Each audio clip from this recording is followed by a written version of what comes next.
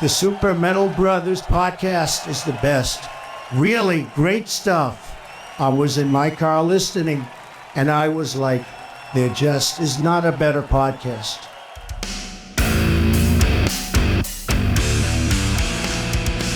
We're back for episode 5. Part 2, Solaire on Discord, second time in a row. Obviously, that's working out. Yeah, we're doing reaction radio. We're just playing songs that we've never heard before. And I say that in quotation marks because some of this we actually have heard before because we don't follow our own rules and we listen to shit. And I've been good, dude. I haven't listened to it. Well, okay, I take that back. I've heard Saviour, but that's just because that album fucking kicks ass. But the other 3 I have not heard yet, and that's including Periphery's new song. Oh, you haven't listened to Wildfire yet at all? No. Okay, that took some restraint, man. I listened to it like literally the day it came out, but I only heard it once, gave it a scan over, and once I knew we were doing this, I didn't listen to it again. So parts of it will be new to me again because I have a horrible memory. Before we get into it, though, I wanted to talk about what we got going on. So on 4 songs we're going to do this time around, Twentyseven by Leyka, which is a band out of Mainz, Germany. I used to actually live right near there when I was in the military. I was there for like 6 years, so that's pretty awesome. And I was going to say, in Mainz, I don't know if they still have it today, but they used to have this club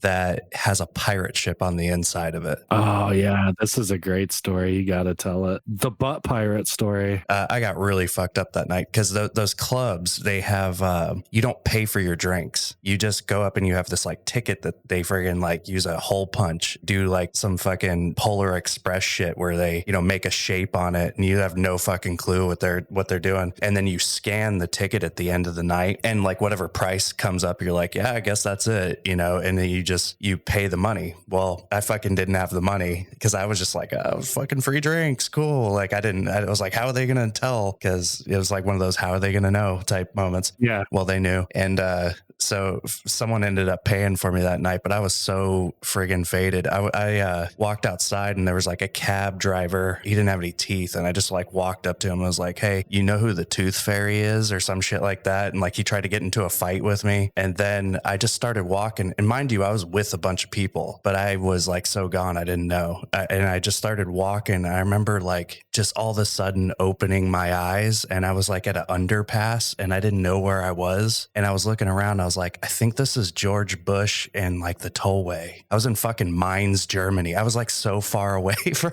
but I was like, I think I'm on George Bush and I was pissing. I had no recollection of what happened before. It's like, I just went into an alternate dimension. Sounds like an awesome time to be a man because any woman in that situation would have been trafficked. Yeah, maybe in Germany too. Yeah. I just imagine you going down some like dark alleyway and then like this just like chain gang of like fucking European dudes in like tracksuits just like circle around you from every corner with like crowbars and shit. Like, heard you called our bloke fucking toothless.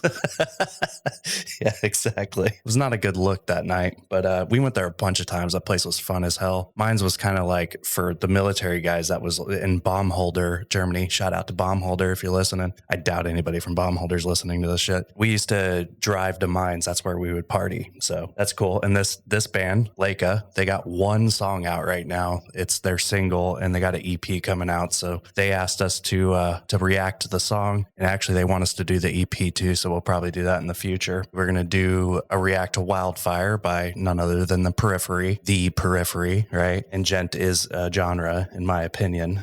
We could cover that one day. Younger by Saviour and then a song by PintGlass. Oh yeah. PintGlass is going to be fucking fun, dude. You haven't heard PintGlass at all, have you? No. Oh yeah. Okay. You're going to love it. Basing it off like the cover art and like just the name, I'm going to go ahead and assume it's some variant of hardcore. Oh yeah. It's like beat down hardcore, a bunch of like, I don't know what movie or whatever they took these samples from, but it has a bunch of fucking samples in it too. At least it sounds like it. Some English shit. Yeah. It sounds like a mix between like Road Rage and fucking Green Street Hooligans or whatever the fuck the name of that movie was way back in the day. Also wanted to talk about, again, Reddit came through, gave us a bunch of friggin' suggestions for shit to talk about, like up and coming bands, anticipation of albums that are coming out. Like, I got so many replies on it. And what was crazy is I'm almost overwhelmed by all the freaking bands that I've got to listen to. I've heard little samples of, and I'm like, this band's awesome. This band's awesome. This band's awesome. It's fucking crazy. But the ones that are standing out to me right now, Tactosa, a lot of hype on Tactosa right now. Agreed. Rightfully so.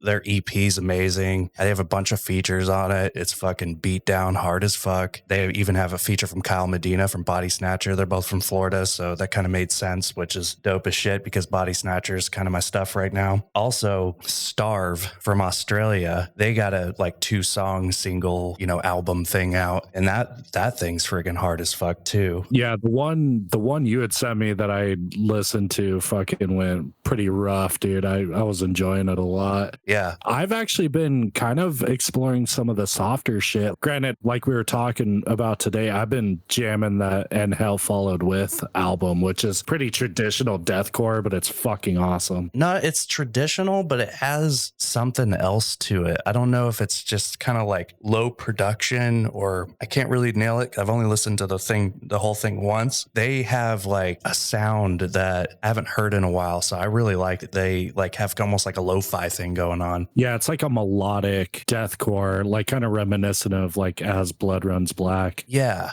exactly. I'm really digging them, and that's another 22 album, the year of deathcore, man, in 2022. But beyond that, dude, that new Sleep Tokens, the Summoning, holy shit. Yeah, that is a fucking vibe, dude.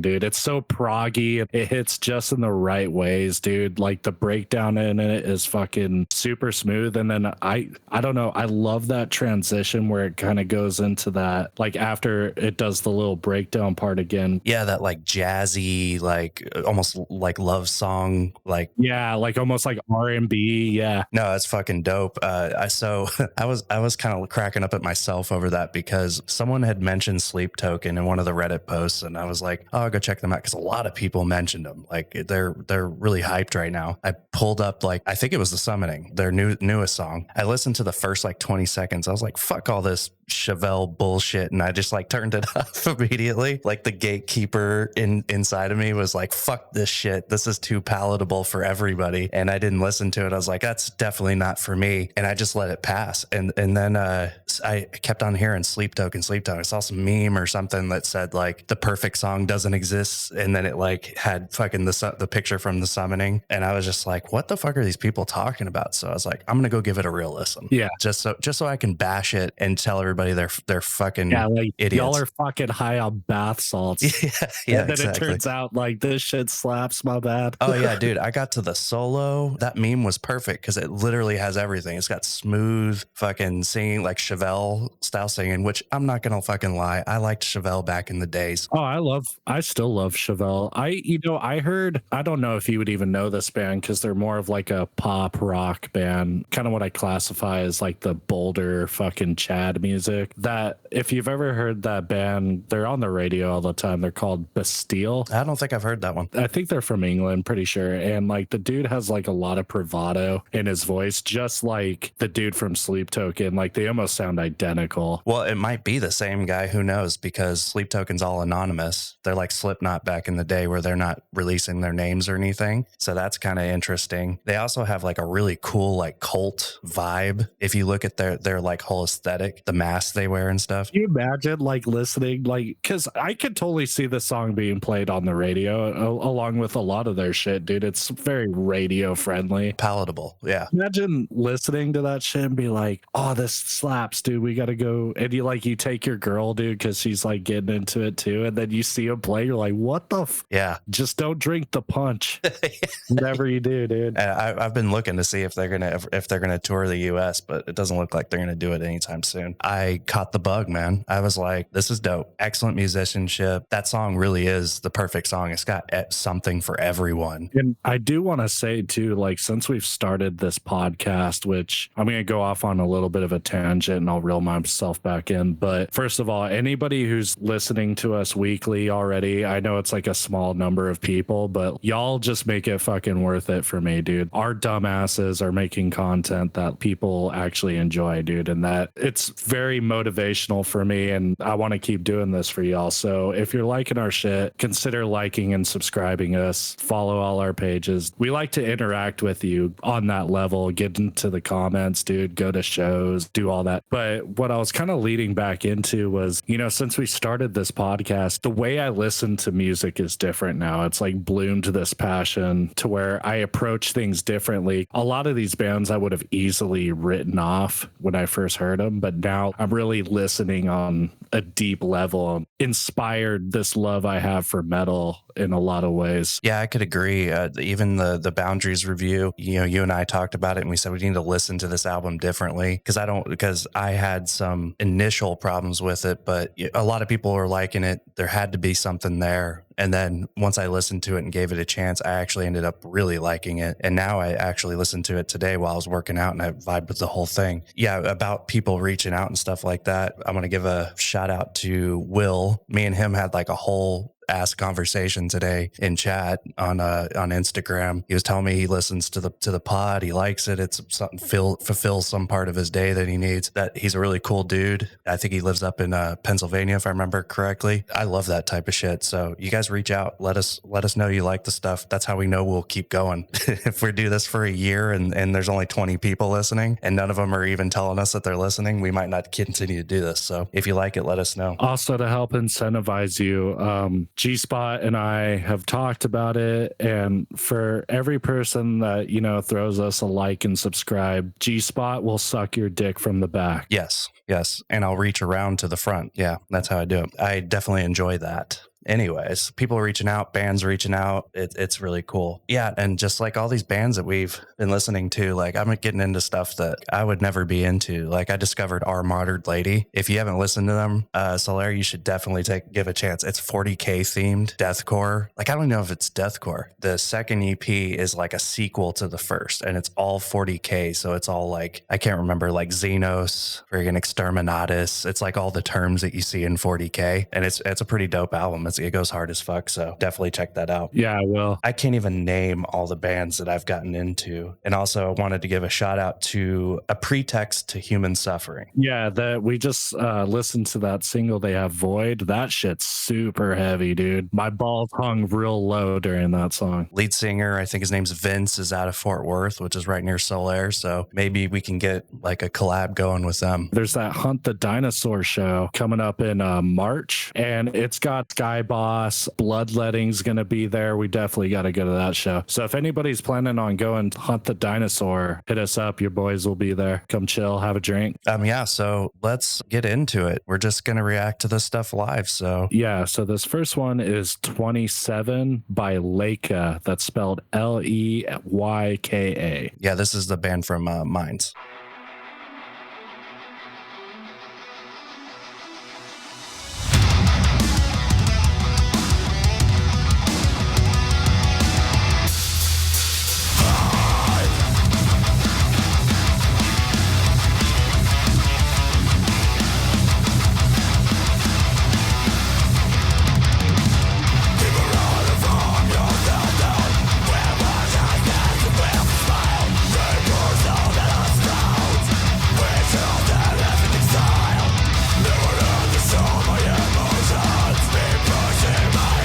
I'm going to stop it for a second. So already this is starting off pretty hard. What are you thinking? I was a little surprised with the vocals right there. I was kind of expecting them to be kind of dainty fries, like something like Bless the Fall. His growls were really definitely have impact. So I'll give him some points there for that. Oh yeah. And definitely good production. That guitar sounds fucking searing. Whoever produced this actually did a good job. At least that opening sounds great. Yeah, it sounds pretty crisp.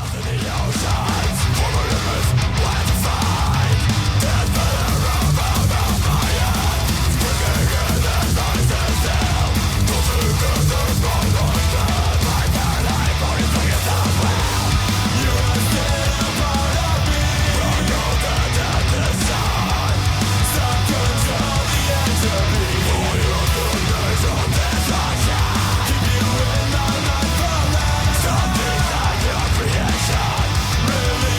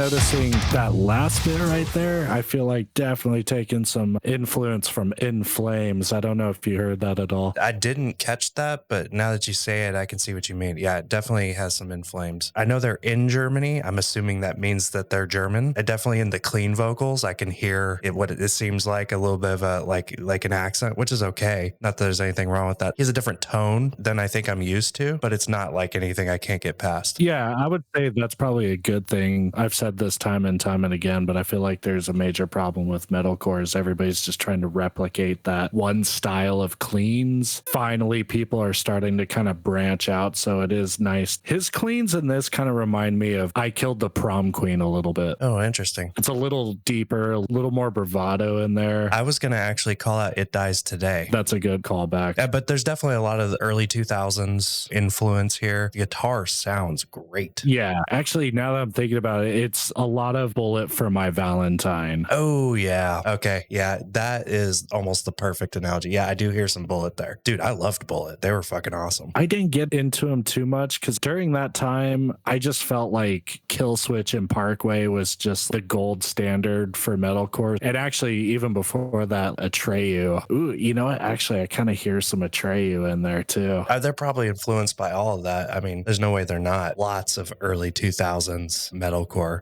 We'll go back into the song in a second, but I think that we're experiencing like a return to form a little bit. Yeah. Like we're going back because a lot of bands are doing this, like Tactosa doing old school deathcore. We got a lot of bands doing Boundaries, a lot of Misery Signals. There's a return to form coming. It's kind of like a golden age where people are pulling from all the inspiration from like the early 2000s, which is cool. Really think we're in that golden age. And then from this, we're going to get a lot of new sounds too. You know, something I was going to talk about on the side note while we were talking about Sleep Token, because I agree there's a return to form, especially, in metalcore and deathcore, but we're also seeing the shift of like metalcore blending a lot with pop music, like Sleep Token, Bad Omens, Thornhill, these metalcore bands that are trying to have a much bigger mainstream sound. And then you have a lot of bands like Leyka here and Boundaries that are embracing the older styles of metalcore. We have this kind of divide, but we're seeing a huge shift. I honestly believe the next big thing is coming. I'm just not sure what it is yet. Yeah, I definitely agree. My mind has been left red, that bad.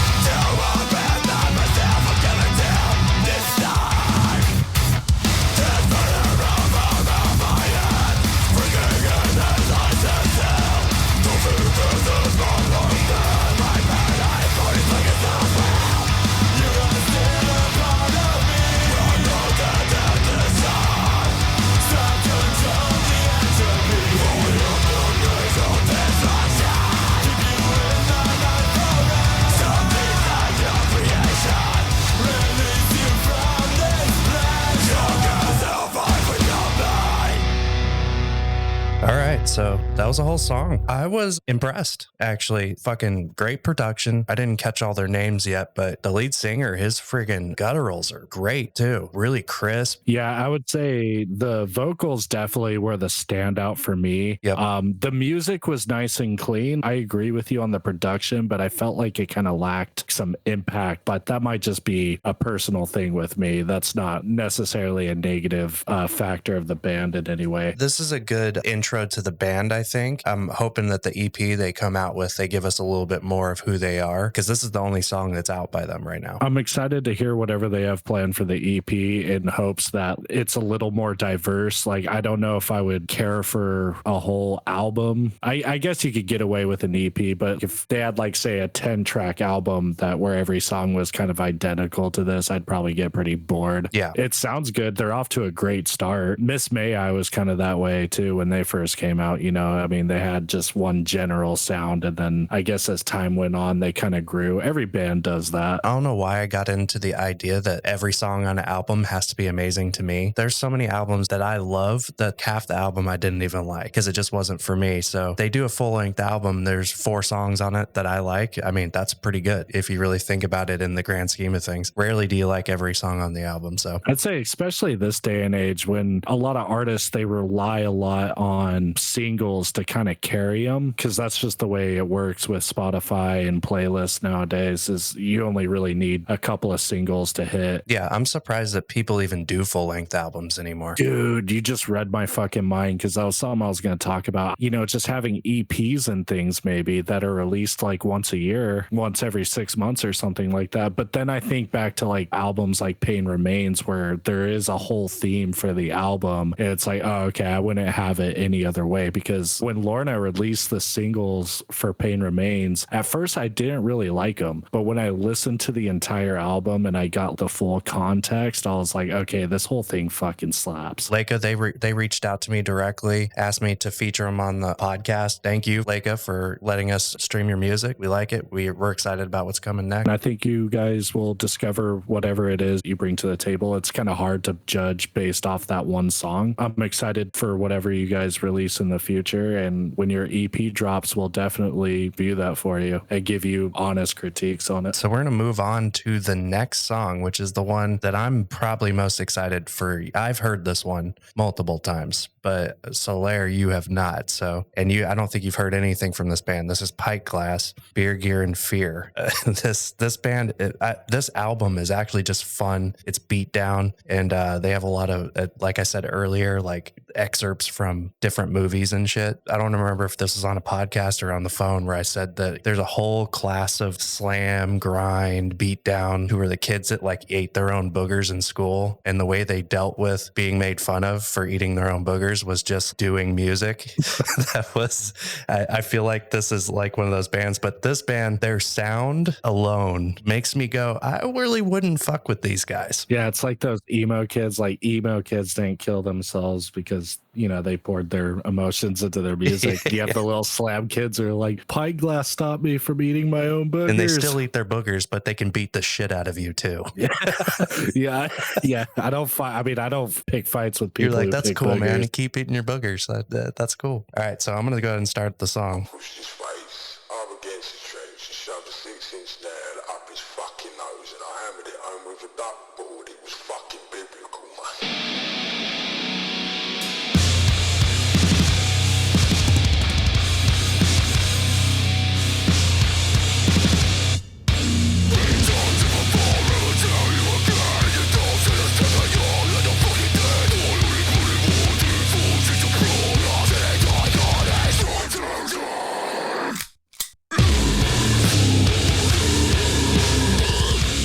Whoa.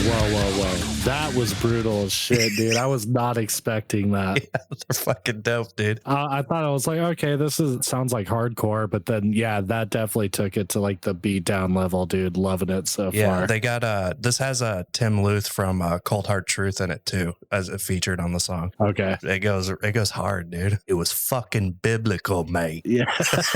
God, that reminds me of one of my favorite movies, dude. Is like, I actually wanted to use a sound clip from it for one of our songs, but did you ever see that movie Rock and Rolla? Oh yeah. It's been a long time though. I wanted that sound moves like, the thing is, a real rock and roller, he wants it all. And then just like goes into a smashing ass breakdown, dude. Yeah. One of my favorite scenes from Snatch is that I'm sweet enough.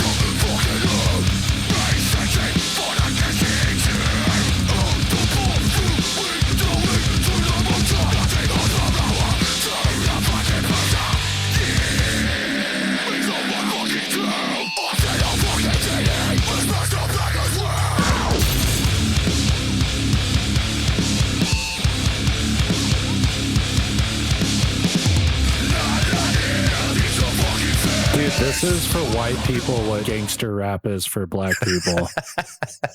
I feel like, dude, like, do you hear the like little sirens in the back, dude? Do you remember that band Psycho Stick? Yeah. The beer is good. Beer is good. Dude, it's like a hardcore version of that. Yeah, they're fucking go way harder, but yeah, it's the same aesthetic, definitely. Yeah, dude, like I imagine like a bunch of fucking just hooligans. Yeah, that's exactly what they are. Blood, Sweat, and Stella is the name of the album. It's fucking, and they call themselves geezer core. I don't know what the fuck that means. Is it like dad core? Like geezer, like an old person? Or is there some other fucking thing that geezer means? Probably one of those like fucking, you know how like British people, like they just like talk fucking complete rubbish, but somehow it means some shit. It's like, we put the willies in your knickers, you blonka. Bunch of crazy eights in a tea kettle.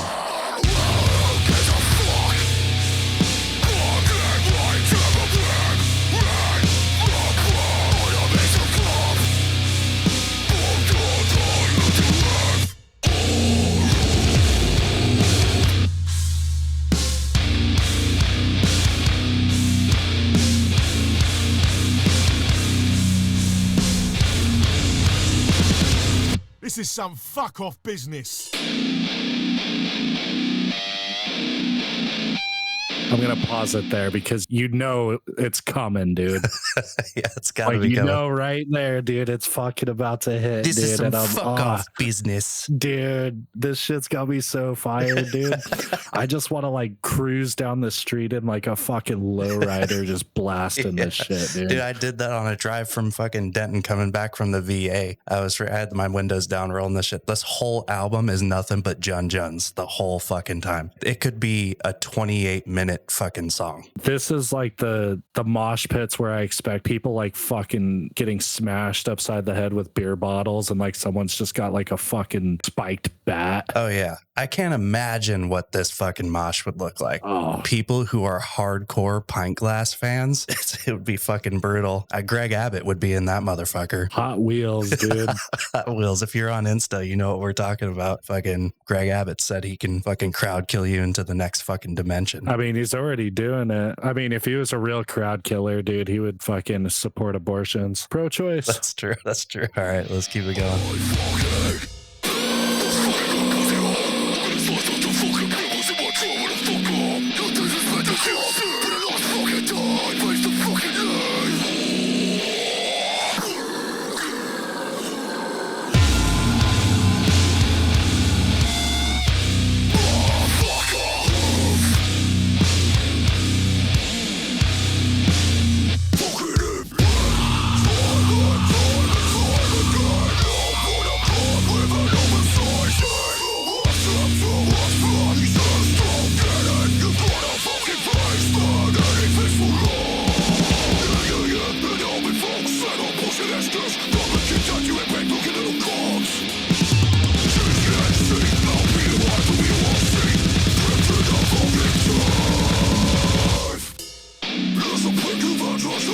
Fuck you.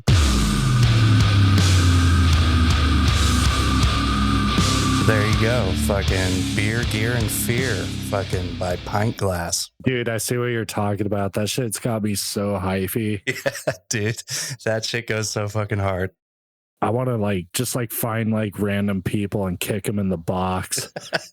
Yeah, it makes me want to fucking rip someone's face off. Yeah, their whole aesthetic, the fucking sound that they got, that shit goes hard as fuck. I love all the little fills that they have in there. There was even a point when they had like almost like a Cypress Hill fucking like siren sound. Yeah, it's like hooligan fucking hardcore trap. I don't know if there's a bunch of this shit that exists, but for me, this is the only time I've heard something that sounds exactly like this. I want to find other bands if they exist like this. It's fucking dope. Well, I guess we just got to look up geezer core, dude. I looked it up. I don't think there's any other bands that call themselves geezer core. Like, yeah, we're geezer core. We have our own genre, and fuck you if you don't like it. All right, so yeah, that whole album is fucking fun as shit. If you want to really scare people on the fucking highway, just blast that shit. I feel like I could walk around like if I was listening to that and had face tats, like people would be like, "Oh, I get it." That's actually, it should be face tat core. Anyways, so we're gonna move on. Saviour. Full disclosure, this one I have heard, and I've heard this whole album, but the reason we're playing is because more people need to be listening to this band. They're just so fucking good. Agreed. We'll get into it a little bit and you'll hear the parts I'm talking about. What really strikes me with this band, dude, is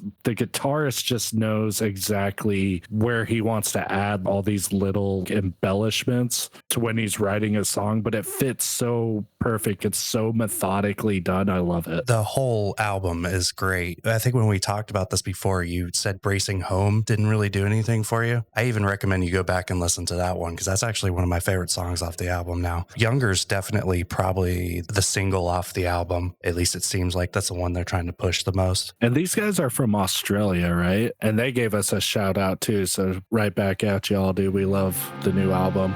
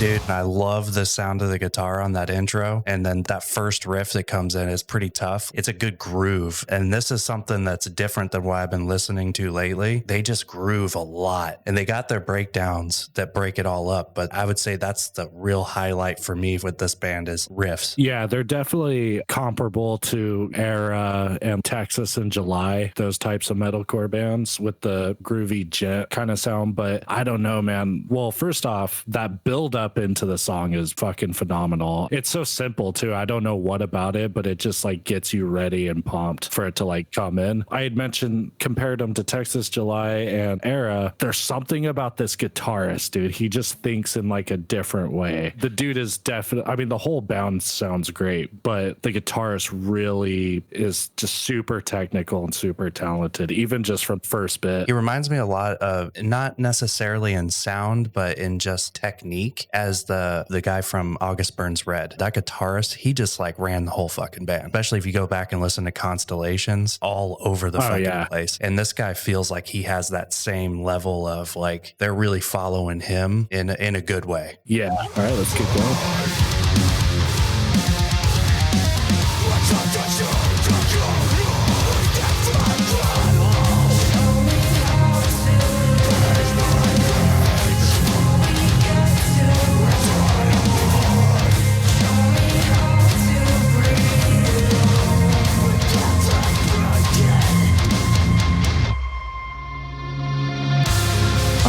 It right there. So there's a girl in the band that I know does some of the clean vocals. I think they might share on clean vocals because there's some parts where I think there might be a guy doing it versus, you know, what's clearly like a feminine voice, but I could be totally wrong about that. But I know in that part in particular, like whoever she was singing, and she's got another pop band, Mr. Wives or like Florence and the Machines type vibe with her clean singing that like you don't hear that too often with metal, so it's actually kind of nice.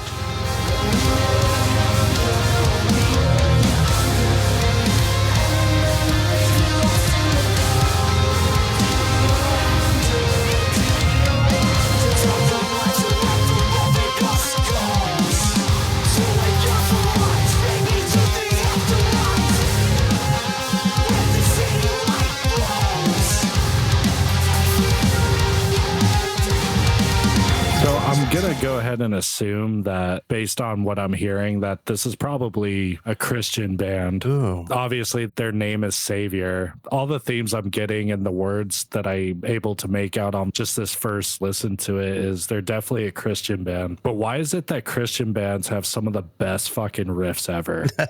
Yeah. Is it their faith in God? Yeah, I don't know. Where is this energy coming from? You know, I didn't even make that connection until you said that, because I was just so into just the sound and the music that I didn't put together this might be a Christian band, which whatever. I was going to say, did you just write them off? You're like, man, Yeah, fuck these that guys, shit. Christians. It's probably good to cleanse my soul every once in a while from all the other shit I'm listening to most of the time. So I don't care what your inspiration is. To be honest, if it sounds good, it sounds good. And there's some good uplifting lyrics that from like godly inspiration that I'm sure can inspire a bunch of people. So, I mean, there's no points deducted for that. No, especially not in metalcore either. I mean, not that it matters in any, subgenre, but like metalcore in particular, dude. I mean, metal wouldn't be what it is even at this point without like that huge like wave from Christian metalcore, like you had August Burns Red, Devil Wears Prada, Of Mice and Men. Can't forget the Ultimate Creed. Well, I was speaking more I know, I'm just fucking with you. metal Creed. Christian rock in general has come a long way, and there's a lot of bands that have carved out space for there to be a good metalcore or even deathcore. That would be kind of crazy Christian band, which I'm sure exists. Oh yeah, dude. There was In the Midst of Lions was a Christian deathcore band. Okay. Impending Doom was another Christian deathcore band and those motherfuckers go hard, dude. At the time they were some of the hardest shit you could get your hands on. That shit's come a long way from that. I can't remember that band anymore. The What If I Stumble and What If I Fall? Remember that song? Who the fuck was that? I can't even remember who it is. I never listened to that shit. And this is why I'm okay with this, like bands like these, because the music is just so much better. Like, you remember when Mom used to get us like Jars of Clay? That was one of the bands. This is hard rock, and it'd be like a Christian album or like some Christian rap album. It's like, I don't want any of this shit. It definitely has come a long way. I mean, August Burns Red, I think, is probably the best example there. You wouldn't even know they're a Christian band. Yeah, the music gets put first. Exactly. I feel like this band's kind of the same way.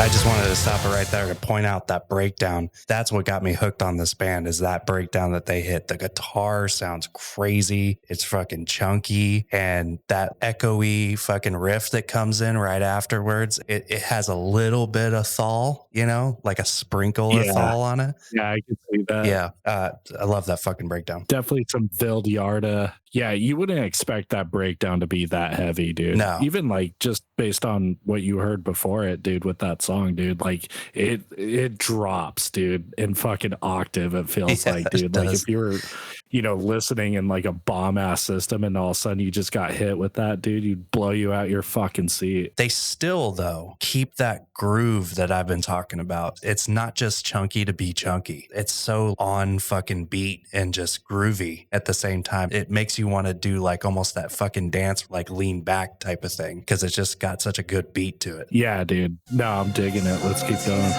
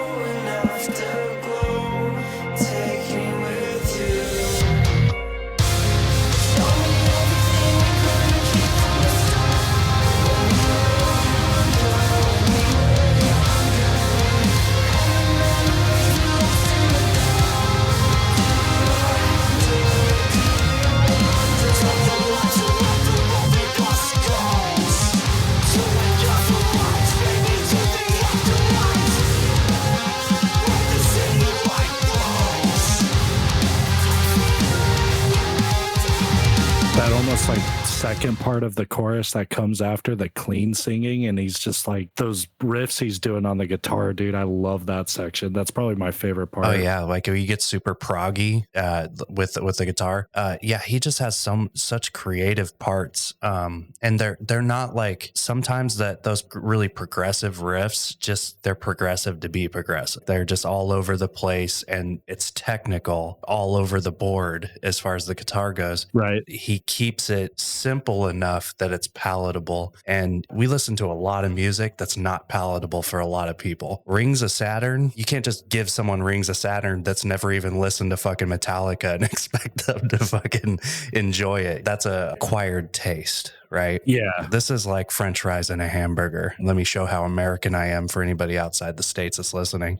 Just goes right down the throat and it tastes delicious the first time and the last time. So, hey, real quick, again, remind everybody, if you like and subscribe, Drop-G will suck your dick from the back. I do a lot of throat work. I'm just going to keep praising the guitarist. I mean, the whole band sounds incredible, dude. They're so in sync with each other, which it's so awesome to hear. Yeah, the guitarist, see the difference between like him and like Lucas or whatever from Rings of Saturn is Lucas kind of like jerks himself off, with the guitar, which is like, I mean, the dude has mad skills. So yeah, no doubt. Where this guy, he's like, I'm just going to have my moments. And then, you guys go back to doing your thing. Exactly. Metalcore album of the year for 2022. I think 2023, I have a feeling it's going to be Sleep Token, but I have to hear it first. And I'm basing that off of one song I've really listened to by them, because I'm a new Sleep Token listener. So, but this is definitely takes 2022.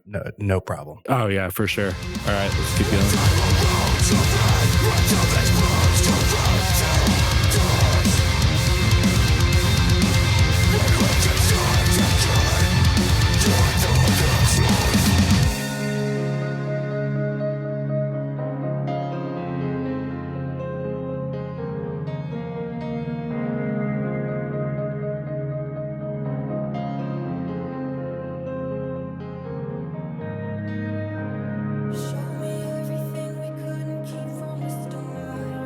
All right, getting emotional on Super Metal Brothers podcast. Actually, it's funny. I had the opposite reaction because, like, I was just thinking to myself, dude, it'd be funny if this was, a band for a church at one point. They did praise and worship, and then finally we were like, dude, fuck this. Let's go play metal.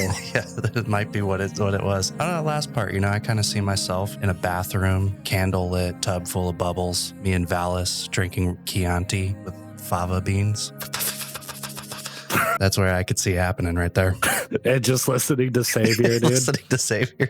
She's like, what's this fucking metalcore bullshit? Yeah, I don't care. Great song. I can't praise them enough on the metalcore side, especially because I've been really leaning on the harder shit lately. Metalcore hasn't really been ringing my ear as much lately. This pulled me right back and going, oh, there's still some real gems on that side of the house. And this definitely still made me a believer. So this year's going to be crazy as far as bands and music goes. I'm hoping so, dude. After we got so many fucking albums, post-COVID basically in 2022, I felt like we might kind of plateau a little bit, maybe in 23, because there's a lot of bands that are probably working on some shit. That's a valid point, man. I didn't even think about that. That's why we're getting this flood right now, is because all these bands that were reserved for the last 2 years, 2.5, 3 years almost at this point.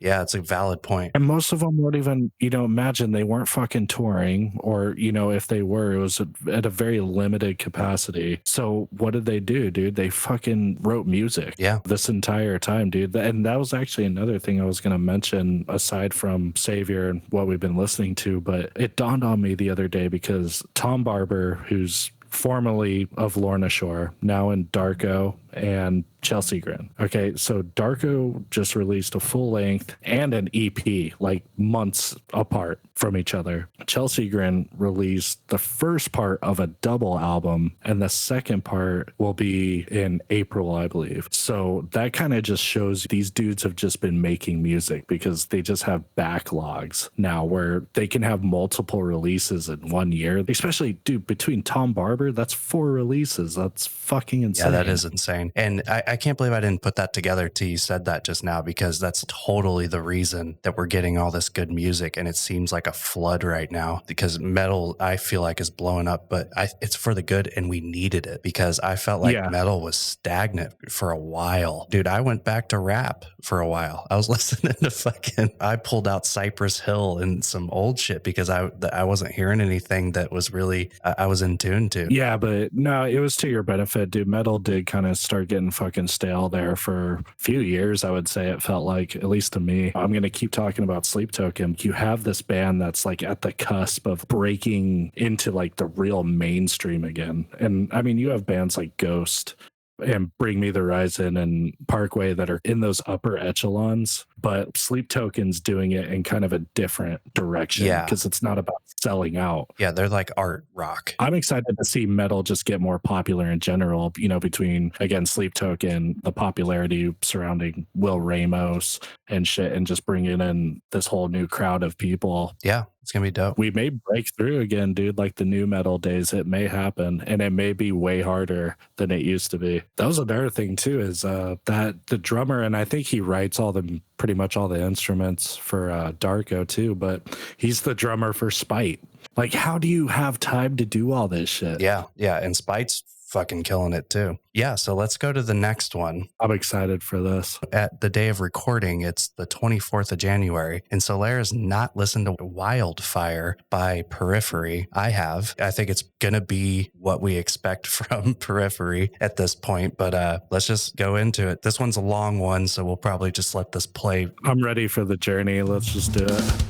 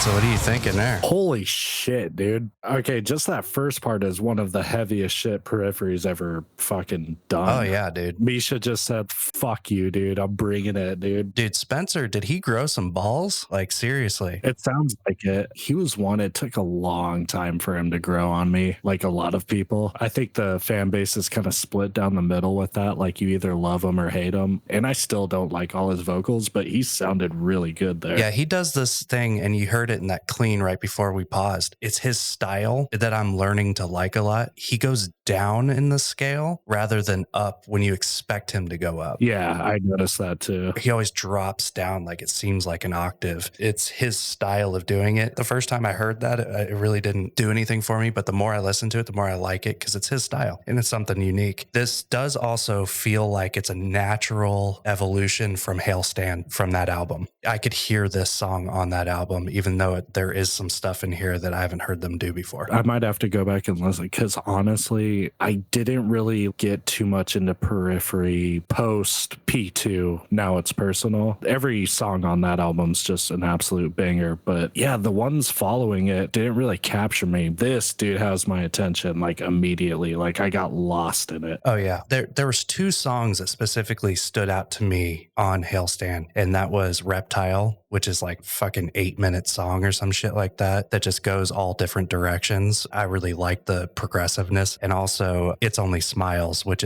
could have been on a Thrice album. It's a great song. If it would have been in that time, it would have been one of the best songs during that time.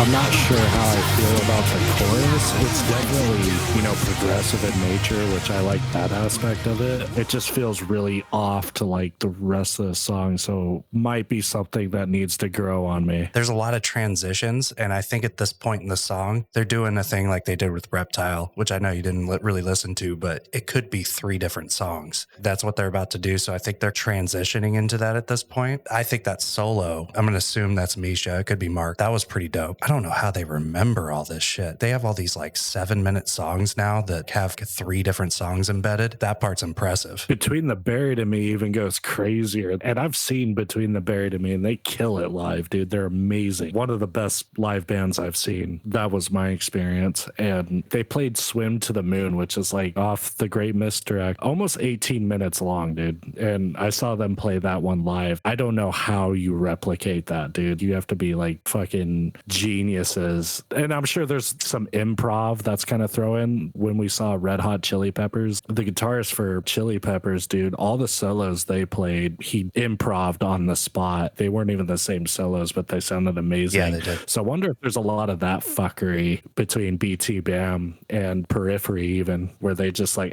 fuck it, I'm just up here jamming and just doing whatever. I'm sure they take some artistic liberties when they're on stage. I mean, they're talented enough to do so.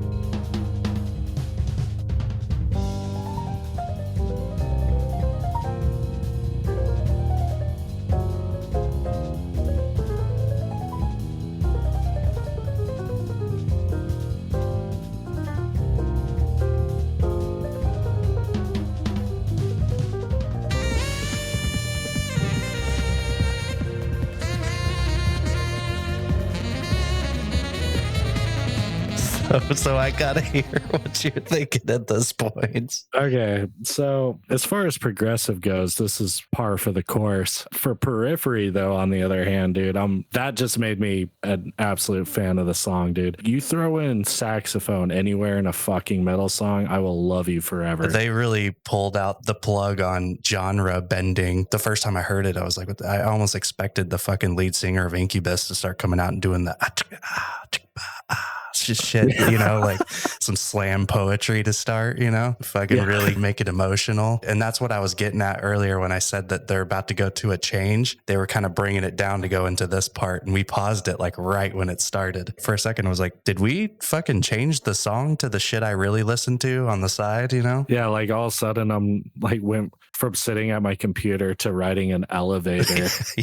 yeah, fucking. This is actually off my personal playlist. I listen to scat slam poetry with fucking jazz saxophone. I just fake this whole fucking thing where I act like I listen to metal. Yeah, along with like some adult contemporary. Adult contemporary. And then back to metal. Yeah. I actually listened to the soundtrack for Emmanuel in Space. You fucking remember that? Ooh, shout out to Emmanuel from Space, dude. Emmanuel. Fucking carried us, dude, through some dark times. I really like Shadow Boob. That's where you didn't get to see sex. You just got to see the shadow of it. And like the dude was like clearly wearing a sock on his dick. Yeah. Like they were just grinding against each other. But I mean, you saw ass crack in it, but yeah, it was just like a silhouette of her tit. Yeah. And I'm all for a remake of that. They definitely need to rejuvenate that whole series. Space aliens that come here to experience sex. But give it like a good plot. Yeah, like, fuck yeah. Make it like some like deep Star Trek. Yeah, have Michael Bay produce it. It'd be fucking dope. Periphery is definitely the Emmanuel. Emmanuel in Space of fucking metalcore.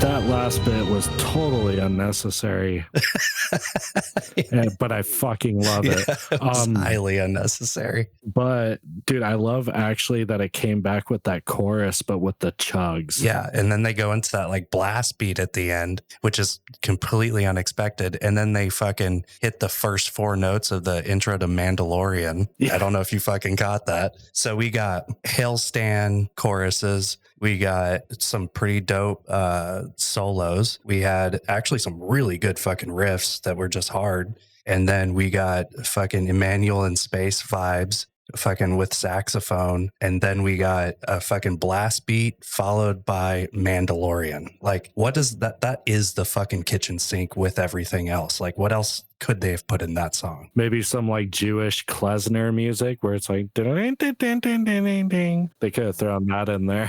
You remember that band, the local DFW band, Echo Drain? Yeah. That would go into like fucking slam jazz or whatever the fuck that genre is called. It would fucking do something. Now I'm thinking of Echo Drain's like the precursor to Periphery, They dude. probably People were. just don't know any better, dude. Yeah, if anybody that listens to this podcast knows who Echo Echo Drain is. I lost that CD years ago and actually has Echo Drain. If I can send it to me, we'll review that shit. That would be hilarious to do on here. Actually, because now that I'm thinking about it, that was like basically Tala back in the day was Echo Drain. I could totally see that. Total change of subject, but I'm looking at my Spotify right now and I see that there's a new release from Baby Metal. Did you know about this? I did not. Yeah, single 2023. We got 2 songs from fucking Baby Metal. I'm just seeing this. Yeah, we're definitely going to have to fucking review Baby Metal. That shit's going to be a live react. I'm not going to listen to it until we do it. Yeah, at least one of them, dude. I think we'll do like legitimate reactions once we get some video cameras set up, and really listen to songs for a fresh reaction for the first time. As far as these little segments go, we're really just trying to show love for like some of the stuff we found in like the new releases. Again, we want to promote smaller bands and bands that, no one's heard of or who are just starting out. We'll continue to do these little segments. Anybody who's listening, so far, we've done 2 reviews. We did Boundaries and we did She Must Burn. And we've done Favorite Breakdowns, the podcast with progressive timings, which had no music and just us talking about whatever the fuck came to our heads. Those are the formats that we've come across so far. If there's a different format that anybody wants to hear, let us know. If there's something you're digging more, we've gotten some feedback that people really like the reviews. They like how in depth that we go, and we can go more in depth.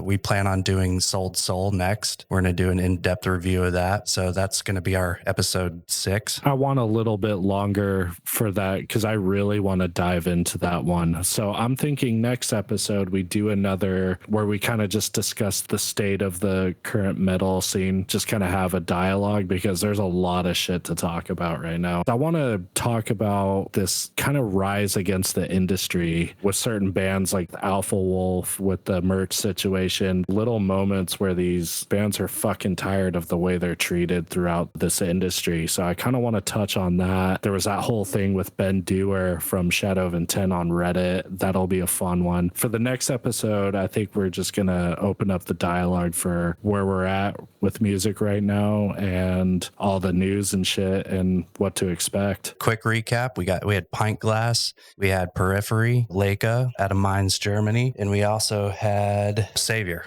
And I think that's all we got. You got anything else, Solaire? If you have a band, you want us to play your shit, we're all about free promotion here, dude. We'll listen to your shit, but we'll also give real feedback based on what we hear. If you guys want to, you can reach out to us. We're active on Instagram constantly, on Facebook, and also on Reddit. We'll put all the links in the description. Keep supporting us and we'll keep loving you back. Yeah, follow us on YouTube or wherever you listen to the podcast. Follow us on Instagram. That's where we're the most active right now. Solaire really wants you to join the Discord because he is talking to himself and his friend who runs it, and they're getting really fucking bored passing memes and trying to make it look like it's an active Discord at this point because it's the fucking most dead Discord ever. We may, even if people are interested, we might do these live where people can listen in while we're talking. So it just has to get more active there for that to happen. I mean, if there's 2 dudes there that want to hear, then we might actually do that. So